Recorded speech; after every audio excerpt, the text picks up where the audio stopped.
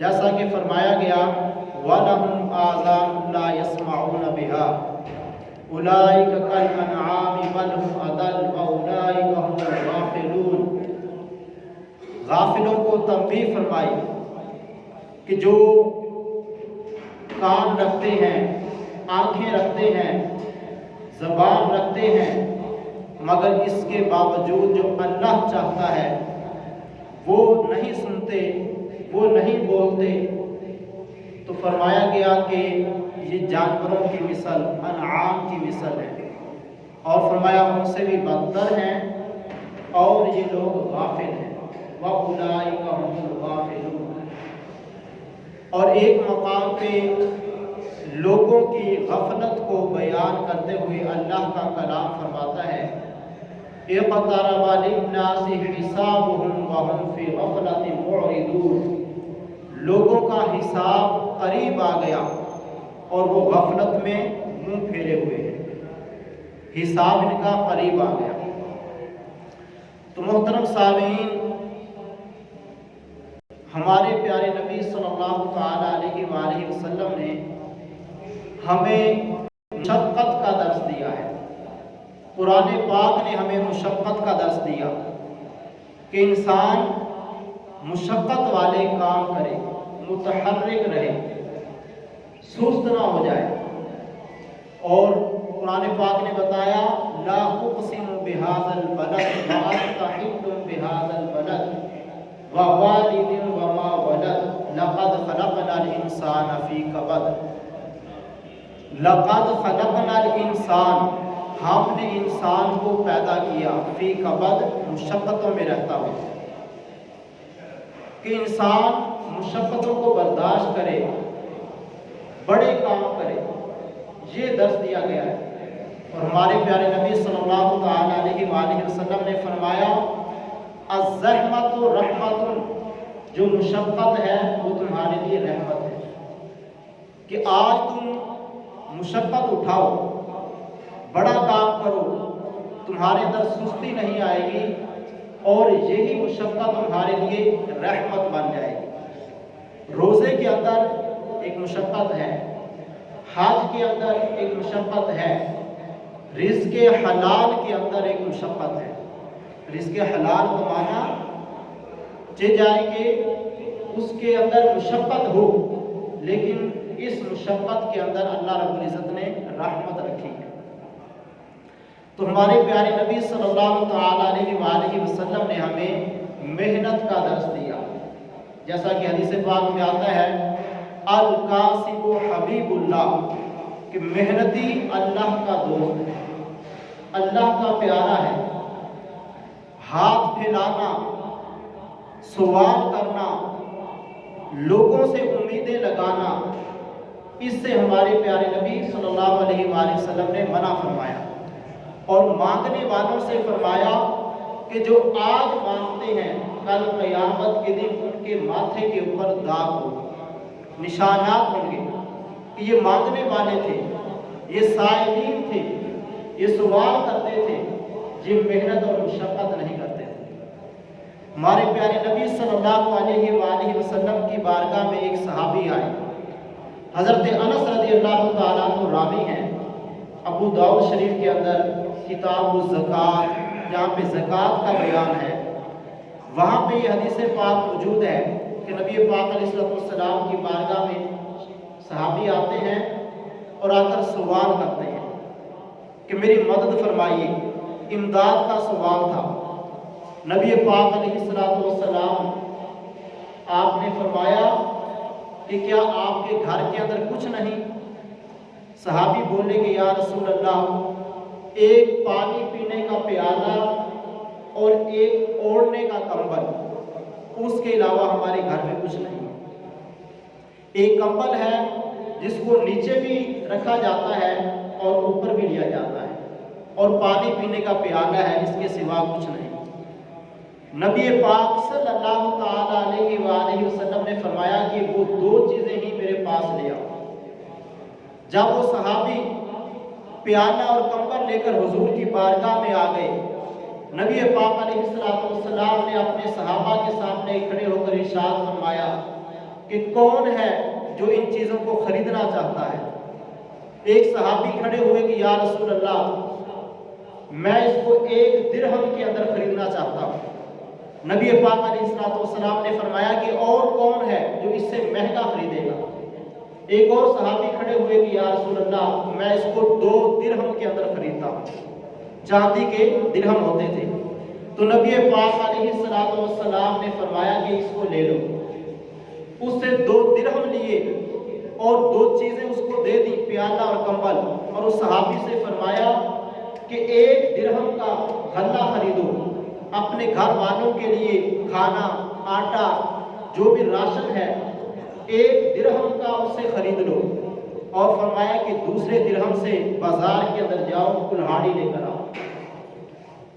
وہ صحابی گئے، 1 درہم سے غلہ خریدا، گھر میں پہنچایا اور 1 درہم سے کلہاڑی خریدی، اور نبی پاک علیہ السلام کے پاس آئے تو ہمارے پیارے نبی صلی اللہ علیہ وآلہ وسلم نے خود اپنے ہاتھوں مبارک سے اس کلہاڑی کے اندر لکڑی کا دستہ ڈال دیا اور فرمایا کہ میرے صحابی جاؤ جنگل کی طرف، 15 دن تک میں تجھے یہاں پر نہ دیکھوں، جاؤ جا کے محنت کرو، مشقت کرو، اور جنگل کے اندر جا کر لکڑیاں کاٹو اور ان کو آگے فروخت کرو۔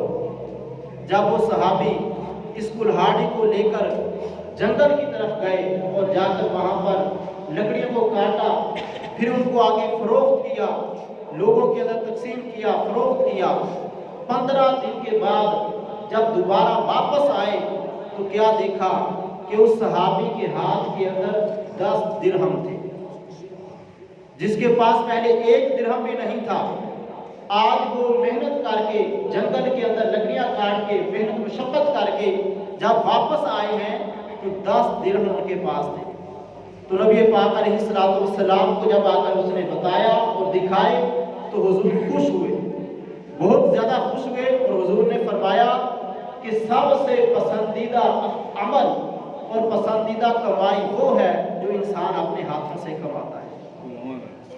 اور اس کے بعد فرمایا کہ کیا تم اس بات کو پسند کرتے ہو کہ قیامت کے دن تمہارے ماتھے کے اوپر داغ ہو اور لوگوں کو بتایا جائے کہ یہ شخص مانگنے والا تھا، یہ سائل تھا؟ تو حضور نے فرمایا اس سے بہتر یہ ہے کہ تم نے محنت کی ہے، مشقت کی ہے، تو آج اللہ کریم نے اس کا تمہیں بدلہ بھی عطا فرمایا ہے۔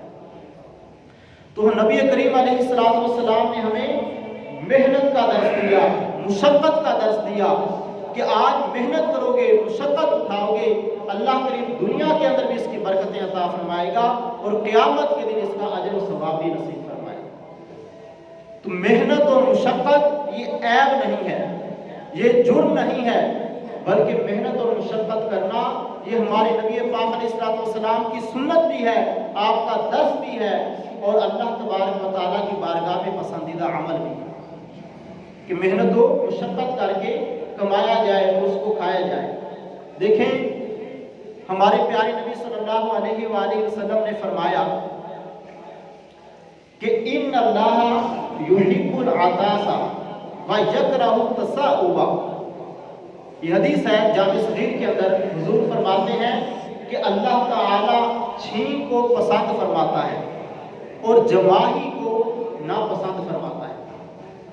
شارحین نے آگے لکھا کہ چھین یہ اللہ کی عطا ہے، اللہ کی توفیق سے، اللہ کے کرم سے، اللہ کی رحمت سے آتی ہے، اور جو جماہی ہوتی ہے یہ انسان کی سستی کی وجہ سے آتی ہے۔ تو جو سستی ہے، غفلت ہے، اس کو اللہ تبارک و تعالیٰ پسند نہیں فرماتا، بلکہ اللہ تبارک و تعالیٰ انسان کی حرکت کو، انسان کی مشقت کو، اس چیز کو اللہ رب العزت پسند فرماتا ہے کہ انسان کے اندر سستی نہ ہو، بلکہ انسان متحرک رہے، حرکت کرتا رہے، آگے سے آگے بڑھتا رہے۔ قرآن پاک میں ہے فَإِذَا فَرَغْتَ فَانْصَبْ وَإِلَىٰ رَبِّكَ فَارْغَب۔ فرمایا کہ جب ایک فرض سے فارغ ہو جاؤ تو پھر اپنے رب کی طرف مزید متوجہ ہو جاؤ، دوسرے کی تیاری کر لو، دوسرے کی طرف توجہ کر لو، یعنی کہ ایک ایک فرض سے ہٹتے جا رہے ہو، ایک فرض جو ادا کر رہے ہو اس کے بعد دوسرے فرض کی طرف توجہ کر لو۔ تو یہ درس ہے ہمارے پیارے نبی علیہ السلام کا کہ ایسا نہیں ہے کہ انسان غفلت کے اندر سویا ہوا ہے اور ہر وقت لیٹا ہوا ہے، یہ اللہ تبارک و تعالیٰ کو پسند نہیں ہے۔ کیا فرمایا ہمارے نبی پاک علیہ السلام نے؟ فرمایا کہ القاسب حبیب اللہ، کہ جو قسم کرنے والا ہے، جو محنت کرنے والا ہے، یہ اللہ تبارک و تعالیٰ کا حبیب ہے، اللہ کا دوست ہے، اللہ کا پیارا ہے۔ اسی طرح نبی کریم علیہ السلام کی ایک حدیث پاک ہے، حضور فرماتے ہیں کہ اخشا ما خشیت علی امتی، فرمایا کہ مجھے اپنی امت پر 4 چیزوں کا خوف ہے، 4 چیزوں کی خشیت ہے، 4 چیزوں کا ڈر ہے۔ وہ 4 چیزیں کون سی ہیں؟ ان میں سے پہلے فرمایا کبر البطن، پیٹ کا بڑا ہونا، پیٹ کا بڑا ہونا۔ حضور فرماتے ہیں مجھے اپنی امت پر اس چیز کا خوف ہے۔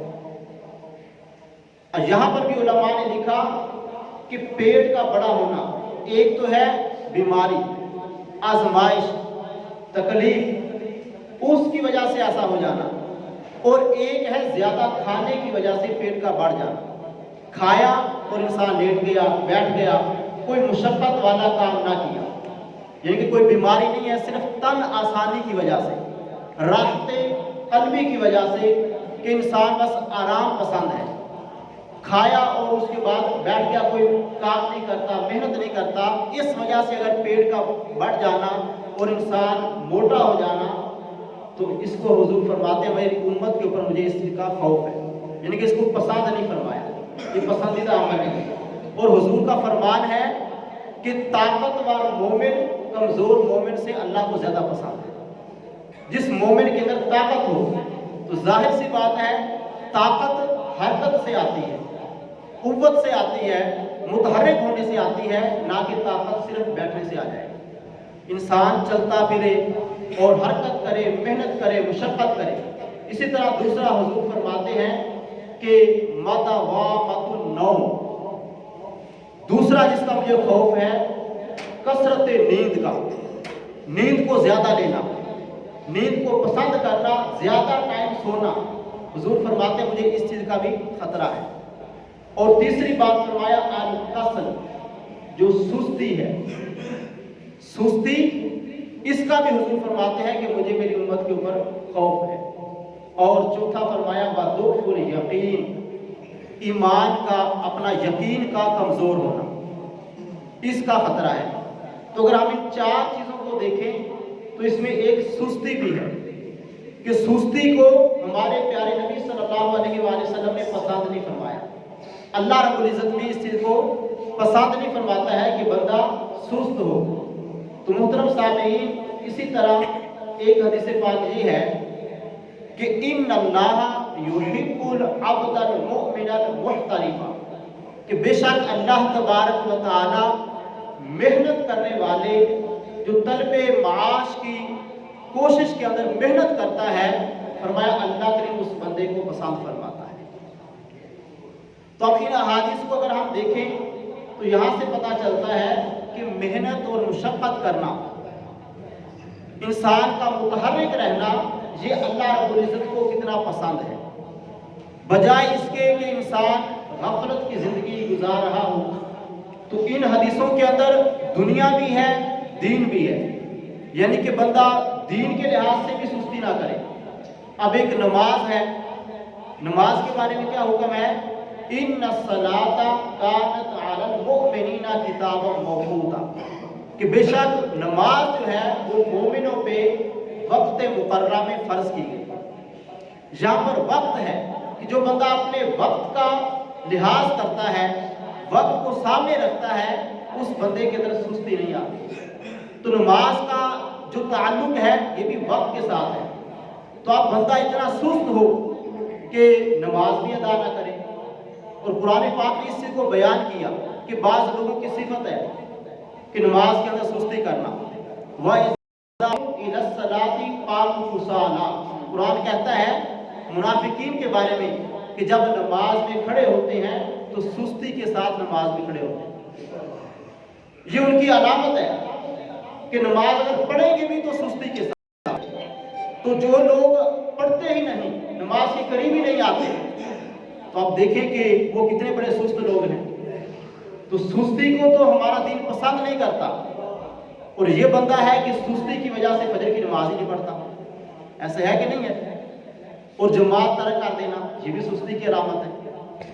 جماعت کو ترک کر دینا، جماعت کو چھوڑ دینا، یہ بھی سستی کی علامت ہے.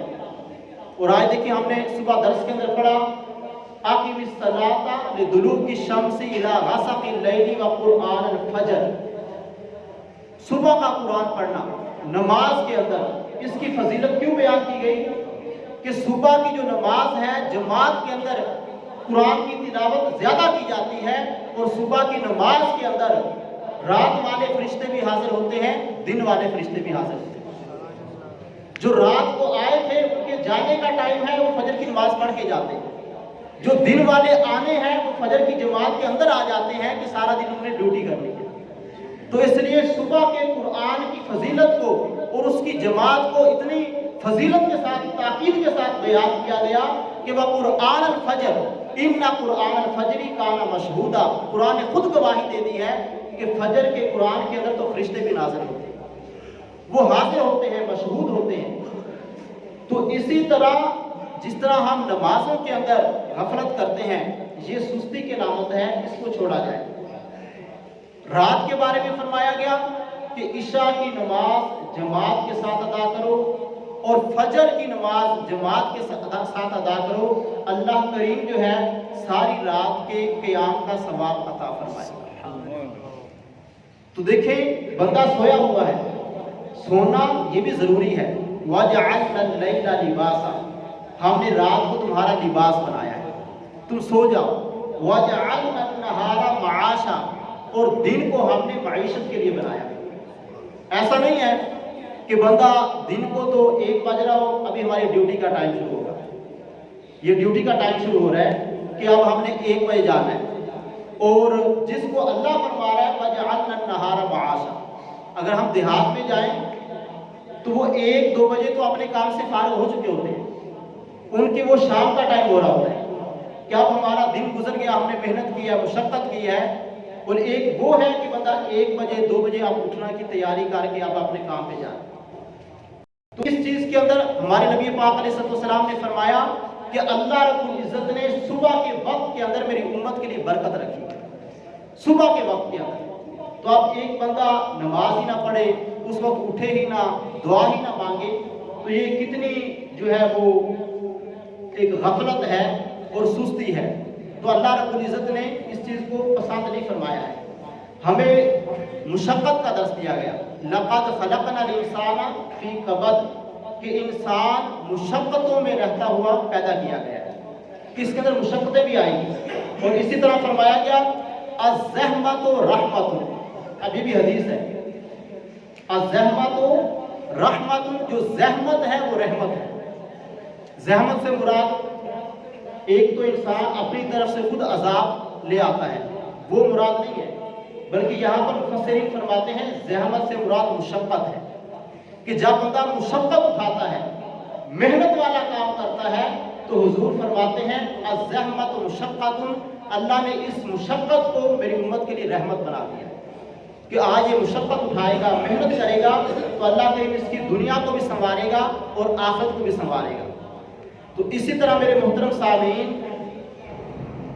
اگر کوئی بندہ یہ چاہتا ہے کہ میری غفلت دور ہو جائے، میری سستی دور ہو جائے، تو اس بندے کو چاہیے کہ وہ مصروف ہو جائے. عربی کا ایک مقولہ ہے کہ جس کے اندر فرمایا گیا کہ اللہ تتعب لا تتعب، کہ جو بندہ چاہتا ہے کہ مجھ سے سستی دور ہو جائے، فرمایا کہ وہ اپنے آپ کو مصروف کر لے. تو اگر ہم دنیا کو دیکھیں کہ جتنے لوگ کام کرنے والے ہیں وہ سب سے زیادہ ایکٹیو ہوتے ہیں، ان کے اندر سستی نہیں ہوتی. لیکن جو بندہ جتنا زیادہ فارغ ہوتا ہے وہ اتنا ہی زیادہ سست ہوتا ہے. تو اس لیے ہمیں اگر ہم دیکھیں تو دنیا اور آخرت کی بھلائی ہمارے دین اسلام کے اندر ہے. کہ ہمیں ایسا بھی نہیں ہے کہ ہر وقت بندہ وہ جو ہے اپنے ذہن کے اوپر دباؤ رکھے، مشقتوں کے اندر پڑا رہے، ایسا نہیں ہے، بلکہ ایک ٹائم، ایک وقت ہر چیز کا مقرر ہے کہ اس کے اندر جو ہے انسان محنت کرے، مشقت کرے، تو اس چیز کو ہمارا دین پسند فرماتا ہے۔ تو جب جو بندہ دنیا کے اندر محنت اور مشقت کرے گا تو اللہ کریم اس کو دنیا عطا فرماتا ہے۔ جو بندہ دین کے اندر محنت اور مشقت کرے گا تو اللہ رب العزت اس کو قیامت کے دن اجر و ثواب عطا فرمائے گا، جنت نصیب فرمائے گا۔ تو اب ایک بندہ کہے دیکھو یہ ہم نے محنت کی ہے، مشقت کی ہے، ہمارے پاس دنیا ہے، ہمارے پاس دنیا ہے، یہ بھی ایک عقل مندی ہے، لیکن یہ عقل مندی صرف دنیا تک ہے۔ لیکن ایک بندہ دنیا کے اندر سب کچھ کر رہا ہے لیکن نماز کے قریب نہیں آتا، قرآن پاک کے قریب نہیں آتا، تو کوئی بھی جو فرائض و واجبات ہیں ان کے قریب نہیں آتا ہے، تو وہ عقل مند نہیں ہے۔ عقل مند وہ ہوتا ہے کہ جو اپنی دنیا بھی سنبھالتا ہے اور اپنی آخرت بھی سنبھالتا ہے۔ دنیا میں تو آگے آگے ہو اور آخرت کے معاملے کے لحاظ سے چلو کوئی بات نہیں، لیکن یہ بات ایسا نہیں ہے کہ میں کر رہا ہوں تو میں بڑا بن کے کروں، نہیں، بلکہ یہ بات میرے لیے بھی، میں بھی سوچوں، ہر انسان سوچے کہ ہم دنیا اور آخرت کے اندر کامیاب ہو جائیں، یہ انسان کی کامیابی ہے۔ دیکھیں قرآن پاک میں کیا فرمایا گیا، فَمَنْ زُحْزِحَ عَنِ النَّارِ وَأُدْخِلَ الْجَنَّةَ فَقَدْ فَازَ۔ اللہ فرماتا ہے کامیاب وہی ہے کہ جو بندہ جنت کے اندر چلا گیا، جو جہنم کے اندر نہیں گیا، جو اللہ کو ناراض کر کے جہنمی نہیں بنا بلکہ اللہ کو راضی کر کے جنتی بن گیا، وہ بندہ کامیاب ہے۔ تو اسی طرح قرآن پاک نے فرمایا قَدْ أَفْلَحَ الْمُؤْمِنُونَ، ایمان والوں کے لیے کامیابی ہے۔ ایمان والے کون ہیں؟ الَّذِينَ هُمْ فِي صَلَاتِهِمْ خَاشِعُونَ، جو نمازیں بھی پڑھتے ہیں اور اللہ کا ڈر بھی رکھتے ہیں، خوف بھی کرتے ہیں، تو یہ کامیابی ہے۔ تو اللہ رب العزت سے دعا ہے کہ خالق کائنات ہم سب کو ان باتوں کے اوپر عمل کرنے کی توفیق عطا فرمائے۔